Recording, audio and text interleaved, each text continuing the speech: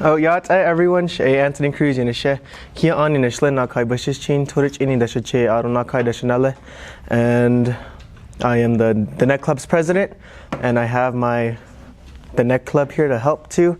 So while papers are going around, I'm gonna talk about why I wanted to do this, because I think it's cool. The reason why I wanted to draw and make a booklet was because personally I don't like to sit down and just listen. I like to draw, I like to do figurines and have fun with it. And I know that a lot of the youth will learn that way. They like to draw and all that. So I thought this was a good way to teach the youth and the elders at the same time, where everyone can be creative, they can draw, have fun, and if you forget how to butcher, you can go back to your booklet. You can use your little cheat codes. But this is we're gonna do how to butcher, make booklet making. So does everyone have their paper, their pencils, and ready to go? So for your papers, you're gonna fold it hamburger style, not the long way, but the short side. So you make a nice booklet, like that, like how Danielle's doing it right here. Wow. And we're gonna do that to all the pages, because there's gonna be a little booklet at the end we're gonna make. We didn't even bring a stapler.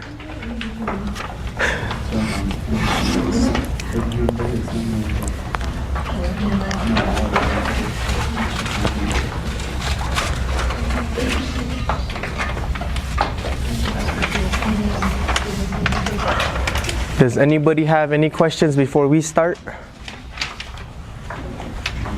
Questions? But then, okay.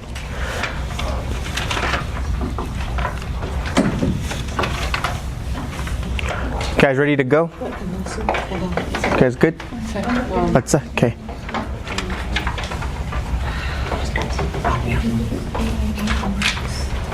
And if you need more paper, just let us know and we'll get you more, because I think you'll need at least another 1 or 2 sheets. I'm not 100% sure.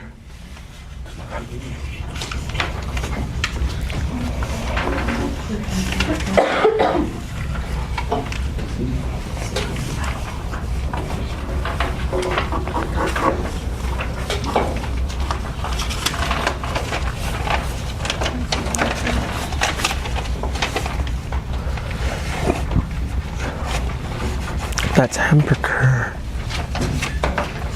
You want to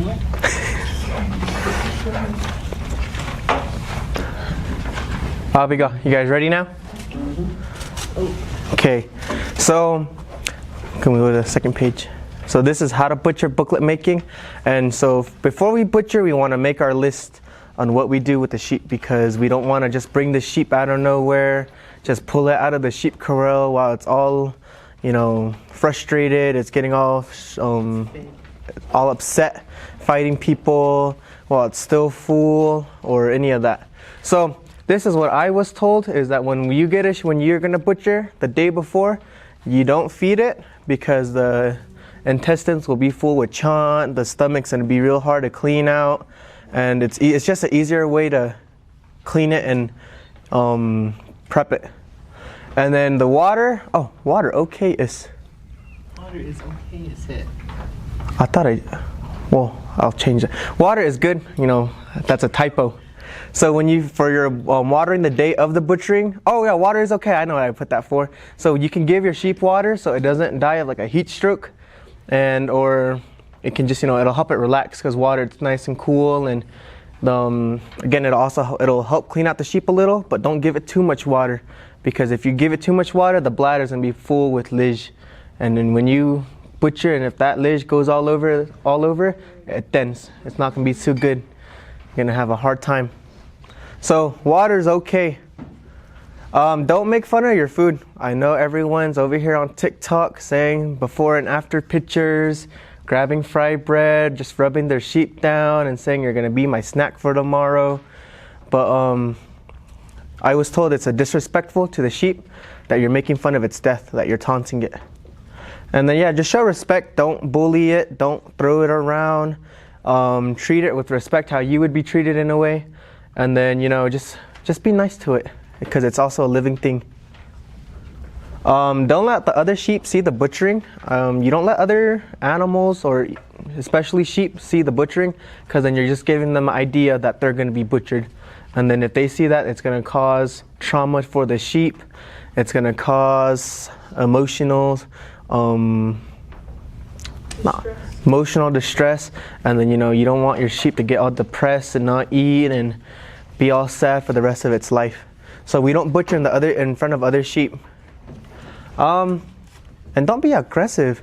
I know some of these boys out here, when they tie sheep, they really tie it, they pick it up like over their head and they just chuck it. And you don't do that because you're going to bruise the meat. I get you want to show off how strong you are, but that's not the way to do it. You can do that with axe chopping or how to start a fire. So just be gentle with it, because again, it's still alive at that moment. You don't want to bruise the meat, because if you bruise it, it's going to get real tough and it's going to be all somehow. And don't tell the sheep it's going to be butchered. When I was in high school, this is what we did, and we got yelled at. And we're like, oh, we're going to eat you tomorrow. We're going to make a nice sheep pie out of you, put it on our Hogan wall.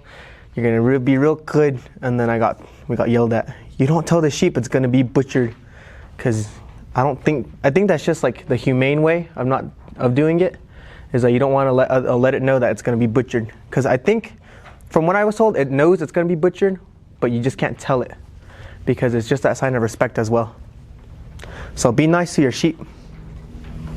Prepare the day of the butchering. Make sure you get your water ready, because you're going to clean out the intestines, you're going to wash out the organs, you're going to just clean everything. Hot water and cold water is what you're going to need. The hot water is, the hot water is for the Just like to throw the water on the meat so you can get all the hairs out. Oh, keep it moist. Keep it moist. There you go. Forgot, I couldn't speak. And then you gotta, the hot water, it'll keep it, nice and tender, moist, and you're gonna be cooking with it. If you make blood sausage, then you're gonna use that hot water so it's ready to go. And then cold water is just to like clean out the sheep when you butcher it. When you hang it up, there's all that blood on it, and sometimes you can't see the stuff, so you got to wash it out with water sometimes. You got to clean out the intestines with it. You got to clean out the stomach. So it's good to have your water ready, because you don't want to be running around last minute trying to start a fire and waiting for the water to boil while the sheep's just laying there and everyone's waiting on you. So make sure you get your water ready. And then your fire, make sure you have your fire. Have it ready, because when you butcher, you're going to be using that fire to cook with. You're going to be using it for the sheep head, to singe off the hairs, cook with it, and again, it'll help boil the water and everything else. And if it's winter time and you're outside, the fire will also help you keep warm and get you ready for it. And then get your bowls, because I did this one time. I forgot to get my bowls, and we didn't have any bowls. So here, where they already cut the neck, the blood was going everywhere, and no one had the bowl to catch it, and so we didn't have blood sausage. And then we didn't have our big bowl ready either. So we were just waiting running around last minute, getting the bowls to catch the organs, and yeah, no one likes when they're waiting on you, especially if they get mad. And then get your knives ready. Make sure they're sharp, because I don't think you want to butcher with a dull knife, because they said dull knives hurt more. So get your knives ready, nice and sharp. And sometimes when you butcher too, your knives will get dull in the process. So make sure you have someone over there sharpening your knives, getting them ready, and get all these different types of knives, because you're going to need small knives, big knives, maybe a hatchet, a cleaver, all your different knives or blades in general. And your rope. If you're going to hang the sheep, make sure you have your rope, because if you don't, then you're going to be holding it, or you're going to have to butcher on the ground. Somewhere to place the meat, like a table or a rack, so you're able to hang it. It just makes the process go by easier, and it's just a way to prepare. And then get your helpers, because I don't think anyone's over here 100% level in-law where they butcher by themselves, can do it all by themselves, clean it out, and do all that. So get your helpers. And it also teaches the younger generations, and it's also like a reminder of what we do when we butcher. And then a little log. You just get a little log, because you're going to use that to place under the sheep's neck once you cut its neck. It doesn't need to be no 100-pound oak log, just a real nice little one, just a little good one. And then get your pine branch. Your pine branch represents a cloud when you butcher. And then we'll talk a little bit more about the pine branch in the next one. Go ahead. Is everyone caught up? Everyone good still? I feel like I'm talking a little too fast. Okay, anywho, we're gonna start the butchering process. So when we butcher, we tie the legs, and everyone ties the legs differently. I was told that we do the figure 8. You grab the back legs and the front leg, and then you do the figure 8. And you tie it, make sure it's secured, because if it's not secured correctly and you cut the neck, sometimes the sheep it'll still kick, and I don't think you want a sheep running around without a head. That's traumatizing for the children, and they're not going to want to butcher. They're going to start feeling bad. They're going to start crying, and then you don't know what else it'll do. Maybe run into the road, someone's going to hit it. Who knows? So make sure you tie the legs nice and secure, and when you butcher it, make sure you have your pine branch. Your pine branch, I was told, and this is the way I was taught, you grab your pine branch and you tap the sheep 4 times. You don't whack it, you don't abuse it with the branch. Either you say the bend saw 4 times, because I was told that's where the sheep originated from, and it's to send the sheep, their spirit, back that way and say, hey, they used me to butcher me, let's have more sheep, so we're able to keep the Daniele people fed. And so that's just like a little prayer. Some people say you say your prayer during that time too, when you say the bend saw 4 times and you use that branch. And when that same branch, you put it on the ground by the log. You'll have your log sitting nice straight by vertical with the neck, and then you have the pine branch right there. And so when you move on to the next step, you're gonna cut the sheep's neck. I got this little diagram so you guys could see how what the sheep neck looks like when you cut it, and this is my little drawing. So it doesn't look like the best sheep head. It probably looks like other animals, but it's a sheep, I promise. When you butcher the sheep, you pull the neck back, right? And the way I was told where you can find it is if you grab your hands and you go to your jawline, where it bends right here, where it starts to curve up, you start from the bottom over that curve up, and then you go straight back behind your ears, and then you go to the back of your neck, there's that little dip. That's where you cut on the sheep. So yeah, that's it. It kind of has the same spot on the sheep if you really feel for it, but sometimes you can't feel for it because of the wool, how thick it is, but that's how you find where to cut the sheep's neck. And then so if you're real professional, you already know where. But when you cut the sheep's neck, the fastest and most humane way is to hurry up and cut through the trachea, the jugular veins, the esophagus, the spine, and that one over there, the carotid artery. So it bleeds out fast. You don't have, so it bleeds out fast. It's not suffering, and then you also detach that spine, the nervous system to the body. So once you cut that, the body of the sheep won't feel any pain, and it won't send it up to the brain, and the brain won't freak out, and the sheep won't suffer. It's the most humane way that I know of, and the neck muscles, that's what holds the sheep head, because I don't think you want to cut it completely off when the blood's still squirting out. I was told that you can use the head to help angle, because the blood, it's going to shoot out, and if it hits the head, it'll fall into the bucket, or the bowl if you use it for the blood sausage. And then this is where the pine branch comes into play. That pine branch represents the clouds. As Daniele, what I was taught and told is that we don't let blood touch the ground. That's not hojo in a way.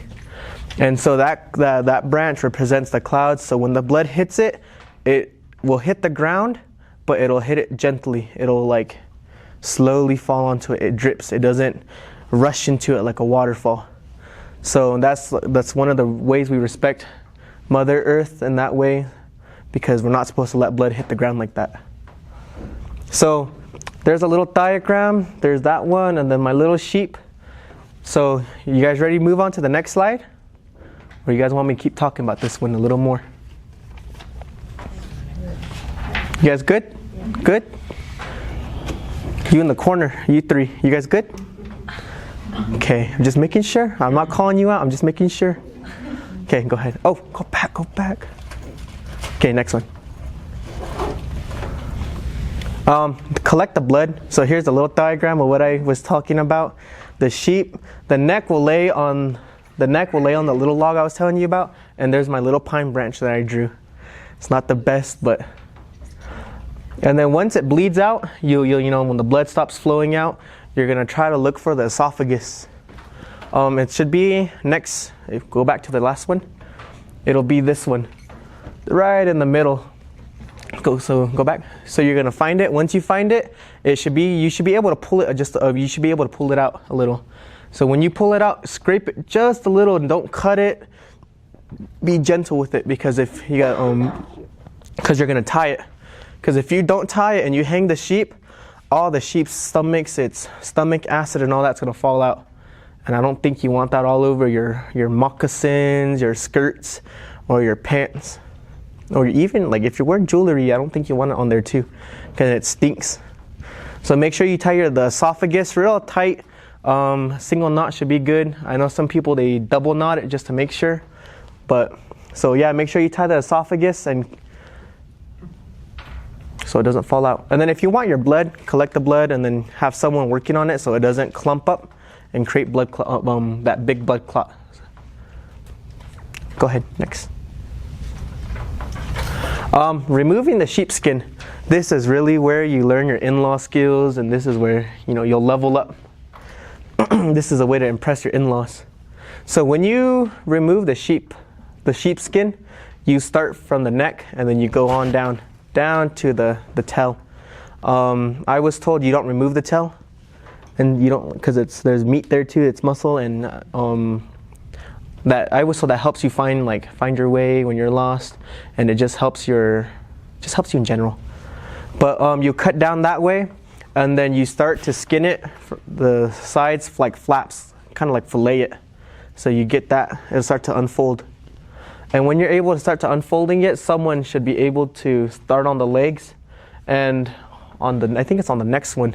I'll show you where you'll start cutting it on down, cutting it from there and down. You'll be cutting it from like the joint and cutting it down, so you're able to skin that part because we also eat that part. That's part of the leg.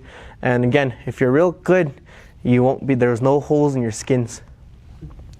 And so once you're able to cut it, you should be able to just use your hand or the back of the knife around this part, around the shoulders, when it comes to the sides. But the neck is going to be the hard part, and the butt, because that's where it's most fatty and the muscles are, and the spine. But it's easier to use your hand or the back of a knife, because if you use a knife, you're going to puncture it. And I don't think you want to be known as the one that cuts holes in sheep hides. And then you also have a chance of slicing into the sheep itself and getting the meat and all that. So it's easier just to use the back of the knife and go on through. Or a spoon, yeah. I was told that, if little kids want to help, they use spoons because they don't want their kids to hold a knife and slip and then cut themselves. So butter knives, the back of a spoon, that really works. Or just your hand. Or just your hand if you're real sacred like that. And then you'll be able to take off the legs, cut right there. And then right here, I kind of did like a little oval, like half circle, because it's the sex organs, it's different for the female and the male sheep. I don't really know how to remove the sex organs because I wasn't told how to, or I seen it done once, but that's about it. But what I know is that if it's a female, that's where the milk, I call it the milk bag, the udders. You cut around the udders, and you should be able to just like pull it out. And if it's the male, I was told you just cut around it, and then when you hang it up, you'll cut, because you already cut around it. So when you hang it up, you'll just follow it going up into like the pelvic area, and then follow it with the organs. And then you can just cut it off, and I was told you don't eat those bahadzin. And it's just like to show respect that you to the sheep as well, that you don't eat its sex organs. And then you don't cut off the tail either with the hide. You cut the tail, the skin that's connected to the tail. You cut that with it. You don't cut that off. You guys got your hide drawings or your little skins? Yes. And when you butcher again, the neck part is going to be hard, so you want to try to cut as much around the neck, because that's going to be the hardest part when removing the skin. Wait. Abigail, you guys good? Good? Nejon? Okay, next one. This is the leg. This is where I was telling you I was going to show you guys. So right here, this is the back leg. You'll start removing the skin. Some people like to go above it, a little lower, but you can start right here at the tarsus. That's where you're going to cut to when you cut off the leg. So you can start right here and go up in between the leg, and then you can remove it right there. And then the front leg, you'll remove it right. Well, I should have shown a better picture. But the front legs are easier because that's where it bends, and it's just that one slot. It's not like the back leg where those 3 bones are. It's just real easy. You cut around it, and it should be able just to pop. So the back leg is not as difficult. I mean, the front leg are as difficult as the back legs. And like I said before, you'll cut right here. Right here is like a little cartilage spot. So you just cut straight across, and it should pop too. And then, yeah, there's just a picture of the leg. This is the meat. This is where the leg, where all that muscle is, and where you make your stews and all that. Oh, and this is where, yeah, it's where you're gonna hang it too. So, yeah. Just what you were saying about hanging it. That's like a good place to grab a handle between the Achilles. There's like that's where that little curve hole, so you can put the rope through it. Yeah, the tendon. That tendon. Yeah, and this is where also you're gonna hang the leg, because right here it's like a tendon. It helps the leg contract, like how you move your hand back and forth. You have all those little tendons in here. It helps for like flex your arm and all that. So you'll cut a little hole right here too, and then you'll hang the sheep from right there. And if you mess up on one leg, you have the other leg, but don't mess up because it's just a bad in-law move. Okay, next. And this is where you hang the sheep. This is my drawings. I chose the biggest, widest sheep just to help demonstrate. So when you hang the sheep, you're gonna hang it on the leg, and I'll sit down, hold up. You'll hang the leg. I hung it on this side, which you can't, well, you can see it right here. But the sheepskin will still be attached, and this is where you can rip it off. Where you can grab it from the butt and then pull it down. And that's the best way to take it off from the spine because of how thick it is. And after that, if you want the sheep hide, you can lay it down. Some people will pour salt on it to suck out all the moisture, and they'll scrape it like that.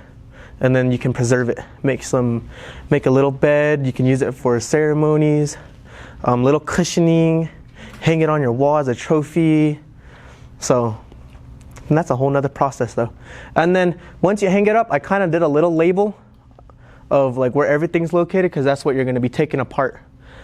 These are the arms. The bottom is the arms because the sheep's hanging up upside down.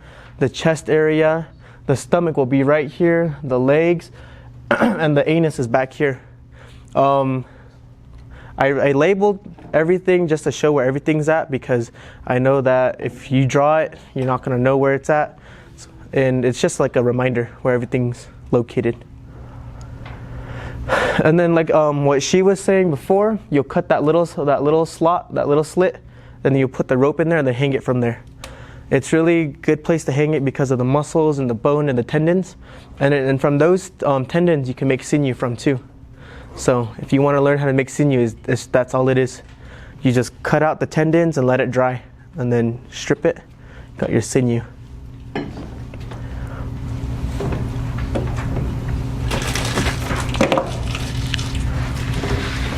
Wait, go back. I think they're still drawing.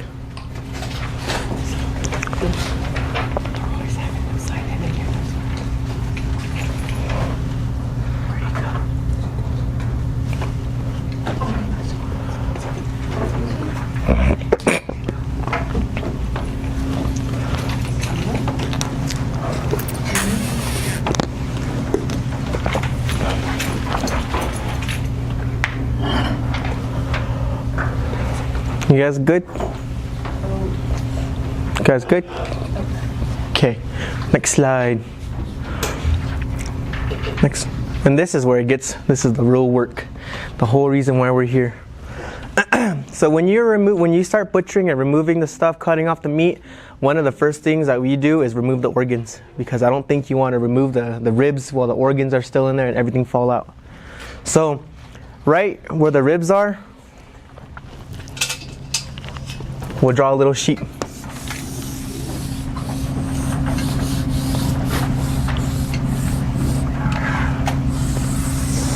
This isn't the best sheep. So this is the sheep. Right here is the ribs. And then, oh, I forgot what that, it's like a little bone, it looks like a T. I forgot, I just had the name. But that's right here, that's what connects the ribs. And it'll spread out like that. We're not gonna cut this part just yet. We're gonna start above it from where the chest, where the ribs start.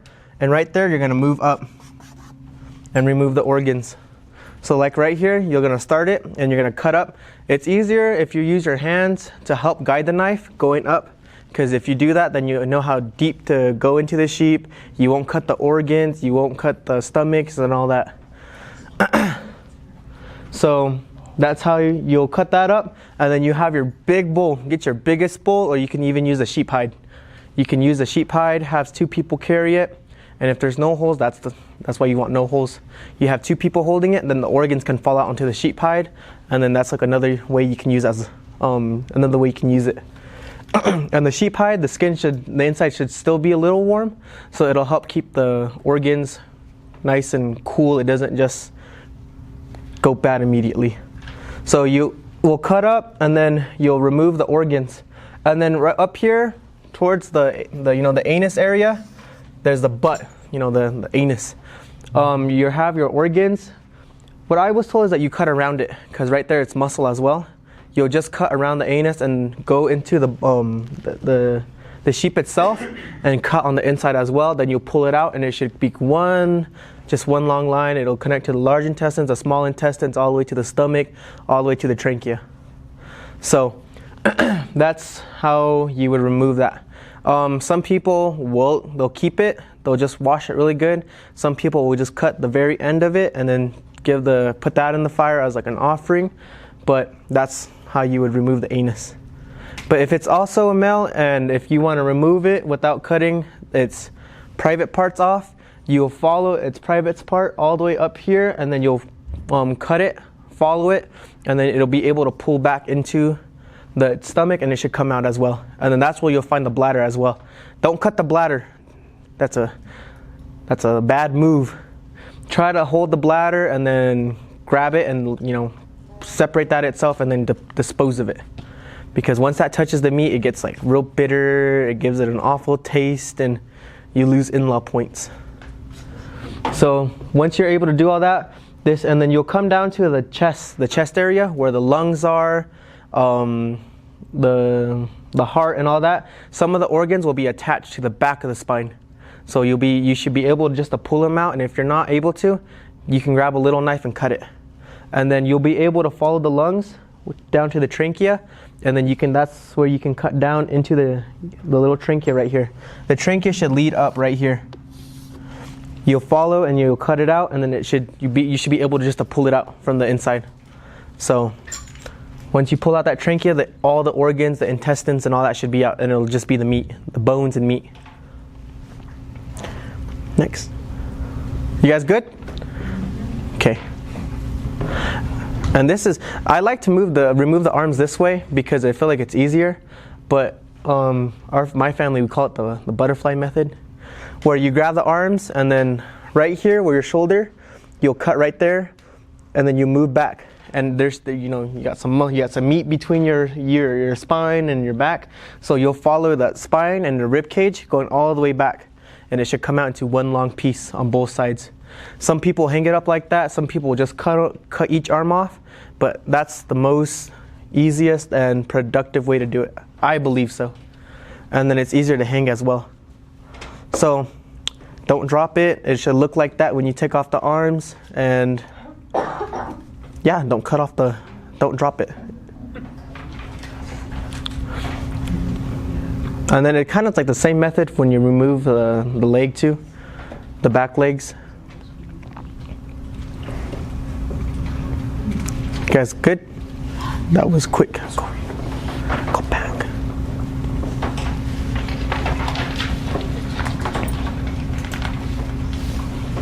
Nijon, you guys good? Biga? Okay. And then after you remove the arms, you'll remove the ribs. And I can't remember that name for the. It's like a little T-bone right here. The butcher's cut? No.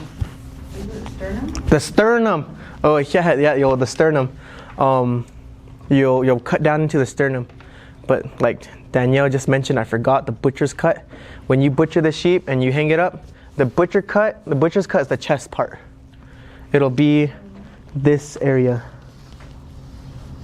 That part, it's real rich in iron, all different vitamins. It's the best part of the meat. I think it is. And everyone, they say that's the butcher's part because they're the ones that took the life of the sheep. They're the ones that were able to take the life and help demonstrate how to butcher. They're the ones that are leading it, so that's the butcher's cut. That's the best part of the sheep, in my perspective. So when you remove the ribs, you'll find who said that word? Sternum. The sternum, thank you. That sternum, that's what connects the ribs, and that part's hard to cut, but with a knife by itself. So if you have a hatchet or an axe, that's where it comes into play. I know some people use chainsaws and there's sawzalls and all that, but that works too. Just don't get caught with that when Uncle's walking around or Che. But yeah, you'll use that and then you'll cut down the rib cage down the middle against the sternum on both sides and until it separates down the middle. And when it separates, it'll look like that. Not like that, but it'll lead down straight down and you'll be able to remove both ribs. And some people will just remove from the edge of the rib, but I think it's better to remove from like the stomach waist, right by your hips, and then move up to grab that meat on the side as well. Then you can cut that off, make jerky out of it, cut it up, put it in a stew or however you like to use that. So there's a left rib, the right rib. The ribs are located right here, and then I just drew a little higher for the cut, to where to cut it. And then the back, the ribs are connected to the spine. Then you'll also use your sawzall, your axe, your chainsaw, your hatchet or whatever, or your cleaver. Then you'll break down in the back as well, just so you can get it out of the way and we'll have some nice ribs for lunch or dinner. And I think the ribs cook the fastest, so it's the best part.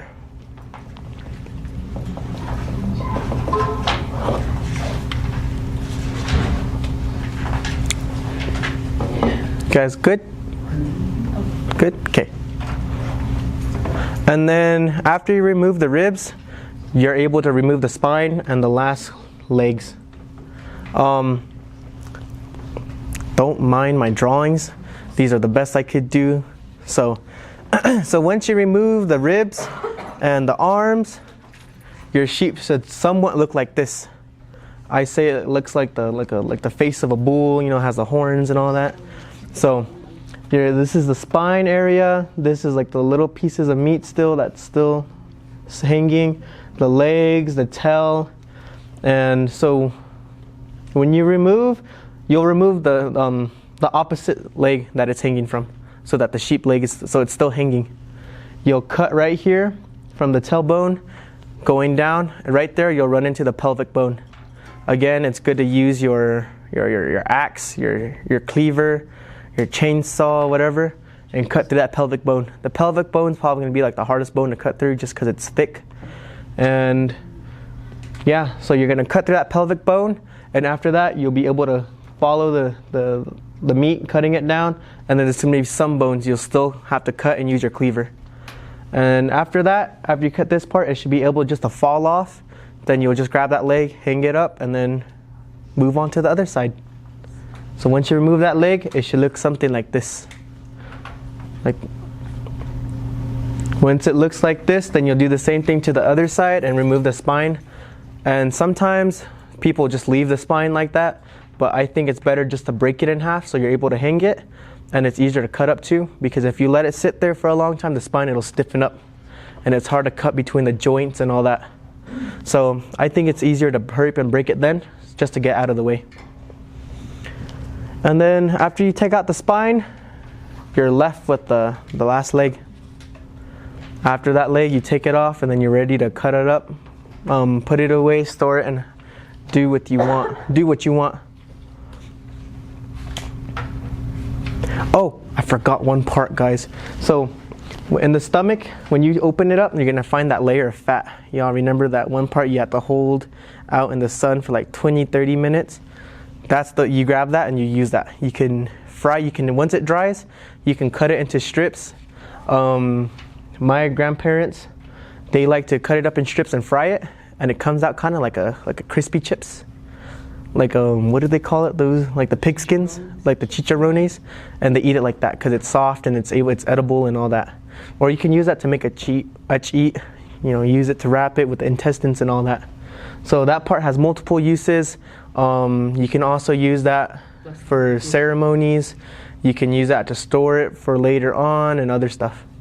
And if you have itchy elbows or dry skin, I was told that you're able to kind of turn it into like a cream and then use that as well. So that part has many uses. It's not just for food. And if you have real dry hair, wow, just real slick, thick hair. So yeah, that's just like the quickest. Next slide. Oh. That's just like the quickest way to butcher. It does take a lot of time. It's not like this, like the presentation where it's like quickly get it done, draw it out, that's it. It will take time, and in the winter time, it's a better way. It's a better time to teach the younger, just because the meat won't rot, it won't heat up as fast or go bad. So if you're wanting to teach and all that, I think winter time is a better time because you're able to take your time because of the cold air and all that. But in the summer, you got to hurry up and get it done, because if you don't, the heat will get to it, the flies will get to it, the insects will get to it, the bugs. So winter time's the best time. And then if it's in winter, you can eat the sheep for shoe game and all that.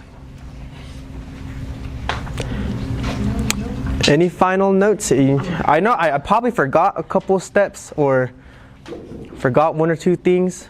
I'm not a perfect in-law butcher yet. Still trying to level up.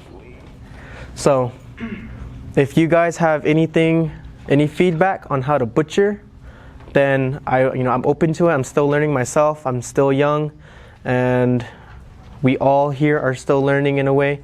And so people butcher differently. There's no one way, there's no wrong way, there's no correct way. So if you have any ideas that you would like to share on how to butcher, you're able to tell us, because we're making these booklets so that we're able to look back to it and get these different perspectives to learn. So when you remove the intestines, you need to wash that out with water, right? Oh. You need to open and get water into it. And then the stomach also, right? Like you gotta clean it because it's like a Bible or a book, right? So you gotta clean that too, right? Yeah. Do that when you take out all the organs? I was going to talk about that. Oh, okay. Yeah. So Anthony was talking about the whole process of butchering. I'm going to tell you what to do with everything that's being. So the blood that is being caught, whoever's catching the blood, the first thing they got to do is they got to massage it right away. Sure, yeah. Because we don't want any blood clots when you're making dish, if you want to make dish. So you want to make sure to massage that out, make sure there's no clumps in there. And if there's really big like clumps, like you can't massage it for it to be real smooth, I like to go ahead and just put it in a different bowl. And then the cheese he was talking about, like the fat. My family, we like to chop up some of it if we have any extra leftovers, and we like to put it with the dish too. So if you're making dish, anything with meal in it, like matzo meal, cornmeal, oatmeal, you can always use that to make the dish. And vegetables, or if you guys put vegetables, potatoes, onions, I think some people put onions in there, or they put like carrots or celery. I just like to use potatoes and some meat, some chili. So it's just on preference, however you guys make it. Whatever you guys like in there, you guys can make it. And then with the intestines you're talking about, there's this, I was trying to draw this little stomach right here, but it doesn't look, it just looks like wind. But there's this bigger stomach, the one that falls into that bowl. When he's scooping it, everything's gonna work with the, gravity is gonna work with this. So everything in there, it's gonna fall into the bowl. And it's just gonna look like a bunch of, big bowl of just intestines and a bunch of things there. So when that that falls into the bowl, you're gonna see a bigger part of the stomach. It's a real big, can't miss it. And what I do is you have to like push it down a little to let out that air, that excess air that it has. So it's gonna fart. You're gonna make it fart. So you let out all that air. And then there's gonna be a hole in there. And then that's when you have either whoever, my family, we like to make our youngest do it. We make them clean out the stomach. So they push it inside out. Well, sorry, I went ahead. So, sorry, I should have mentioned. There's gonna be these intestine thingies, you know, where they poop. It all connects to the mouth. They're gonna be like little swirly thingies. I just like to find one piece. I pull it up, I cut it, and then I pull it. I pull the whole thing out. I just keep pulling and pulling until the whole thing's out. And then that one I put in a bowl of hot water. And then either a pitcher that has a stout. That's what I like to use, so that way we can pour water in there and then we can easy just, however clean you guys want it. You know, I've heard people that leave a little flavor in there, but I don't know about that. So I like to make sure it's clean and not like real crystal clear water clean, but you know, clear where you're like, okay, I can use. But okay, you clean that, you just run it through, and you also, if you're using those intestines, you can make it however long you want it. However big you want your eat or whatever you guys want to make with it. If there's enough fat on it, you can use that whole thing for it. So you just wrap it around the fat. If you can dry it up, whoever holding it, or you can just hang it over. When I do it at home, I just hang it over the basketball net or a clothesline. Just hang it over there, make sure nothing gets to it. Let it dry up, and then whenever I'm done with cutting up the rest of the meat, I go and I wrap the eat with the clean intestines. And then that's when we, wrap it however you want to cut it, tie it, and then continue to make more with the rest of it. And then we have the stomach. That stomach is going to be used for the blood sausage.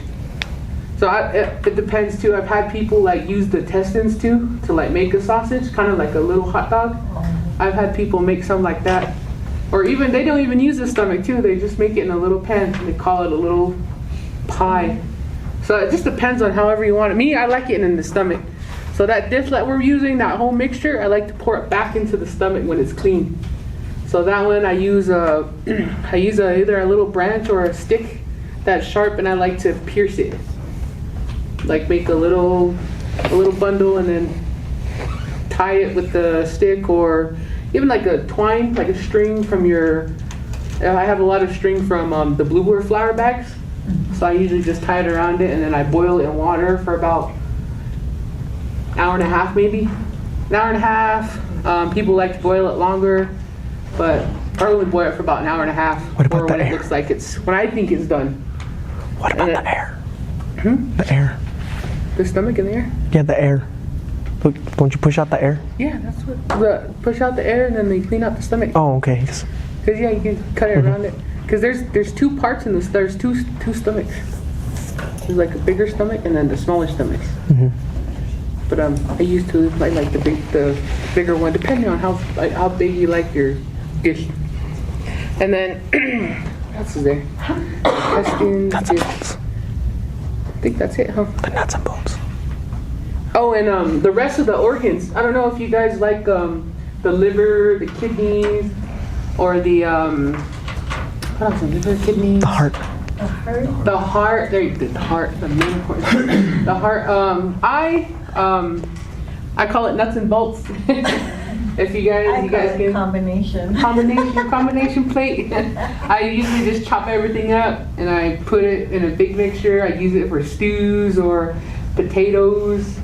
I usually just store it away, put it away. But I have my brother. He eats the liver by itself. He just throws it right in the grill and eats it. And then also I want to talk about the head.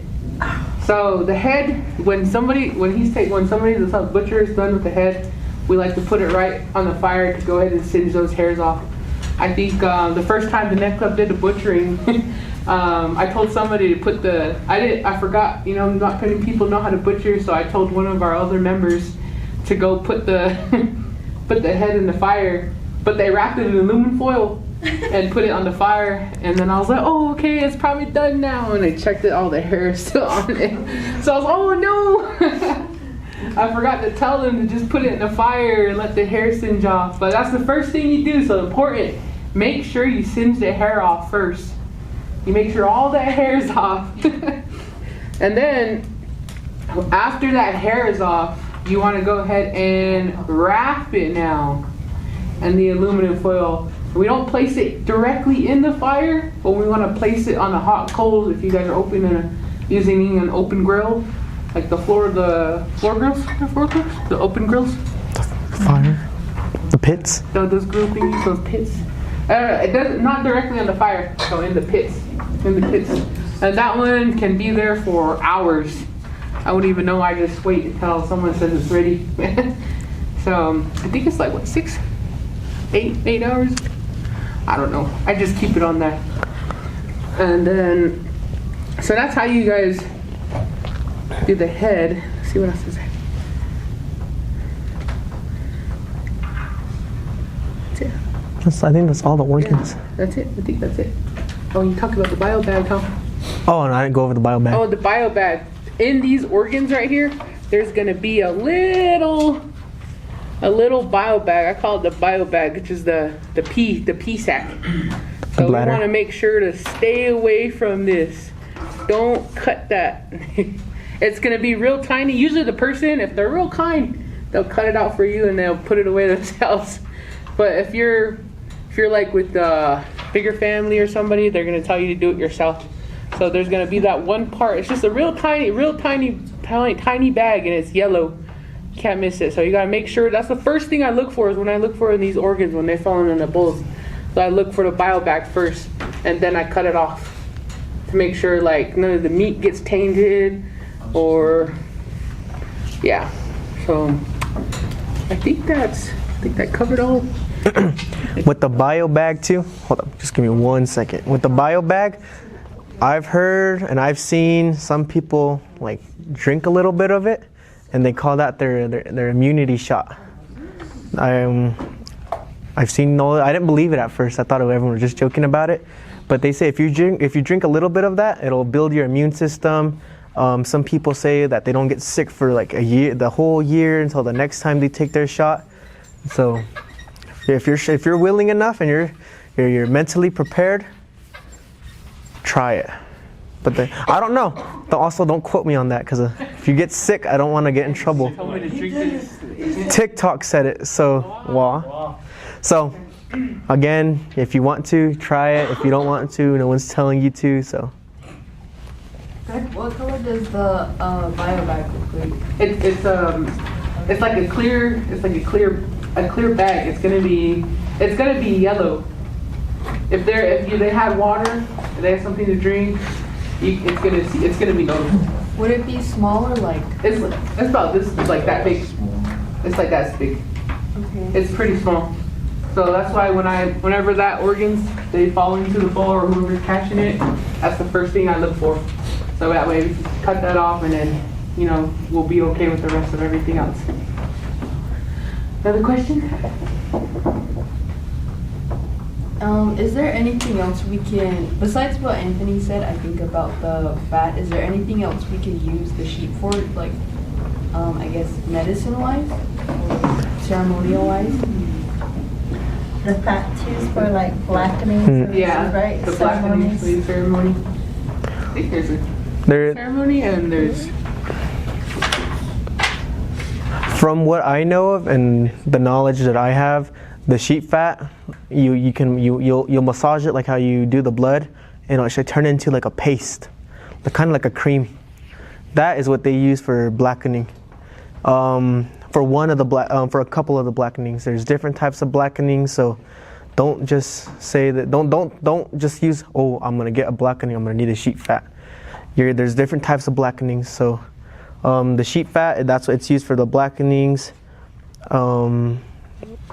I think there was another ceremony that it's used for, but I don't remember. I've heard of my mentor explained it to me, but I don't remember what he said about it. But when I was told that if you have yebiche, that you can't have sheep, the intestines, until you get another ceremony that'll help with that. With some of the blackening, too. Oh, You with can't have the insides of the sheep. Yeah. So just remember that if you have certain blackenings, ask the Hatathli, ask people you know if you can eat the insides. So be careful, because if you eat it, then you have to get another ceremony for that ceremony. Then to fix that ceremony, it's another ceremony. Then it just stacks up like Tetris. So, Any more questions? oh, you can also, if you're, I was told that if you go running and you're an athlete, or like you run a lot, the legs of the sheep is what you eat. Where you cut the leg at, you eat those legs, because the sheep, it's always on its legs. It's always running. If you have like joint pains, or if you're having like arthritis, knee problems, your elbows hurt, your fingers hurt, your shoulder hurts, you eat the sheep legs, because that's what the sheep helps too, because it's always running. I've never heard of a sheep having arthritis. So you eat those legs, and there's not that much meat to it. A lot of it's chewy, but you still eat it. That's a good part to eat. So if you want to be real skinny, athletic, track star, eat the sheep legs. I don't. So I don't really know about the eyes. I think the eyes, if you have eye problems, like if you need to really can't see, is to eat the eyes, and the eyes will help. And then you eat the organs, because it's really high in iron, because that's like the heart. It's one of the most places that's high in iron, because that's where the blood goes nonstop. So if you're low in iron, eat the heart. If you just have problems, eat the inside. Eat the liver, the liver, the heart. I think they eat the kidneys too, and the stomach. That all helps eat. So.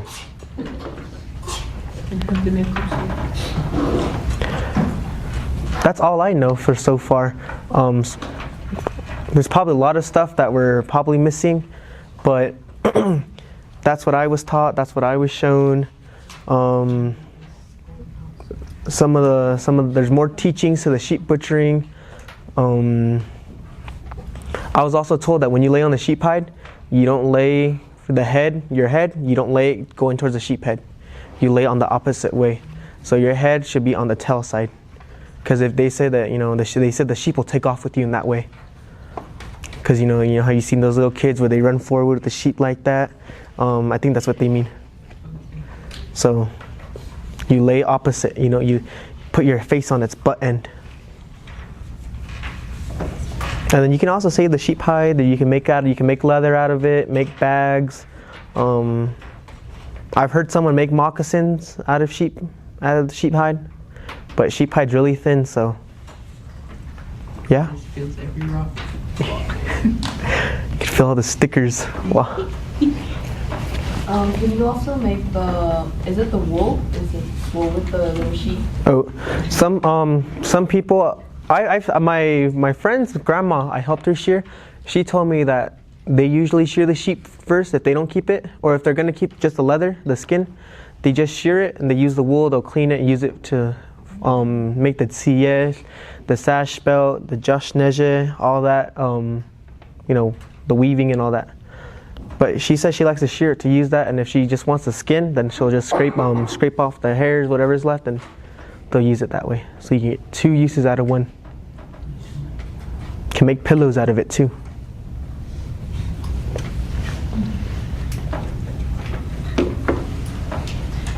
Anything else? Any more notes? Anybody got anything to share? There's no wrong knowledge here. This is a good place. So if that's the end, you guys have your in-law booklet. You guys can level up now. Impress your father-in-law, your mother-in-law. Show your crush what you can do now. If you think you want to be all macho, now you have your booklet to show you. So that's that. Next slide. Oh, there you go. You did it. So go ahead and try it out. Try butchering, it's fun. Don't cut yourself because that happens a lot. And you know, butchering should be a place where you guys are able to have fun and learn, because there's not much people that are willing to teach anymore. So go out there, learn as much as you can. Go learn how to butcher a cow, buffalo, elk, deer. You know, they all have their different protocols, so have fun butchering. Wow.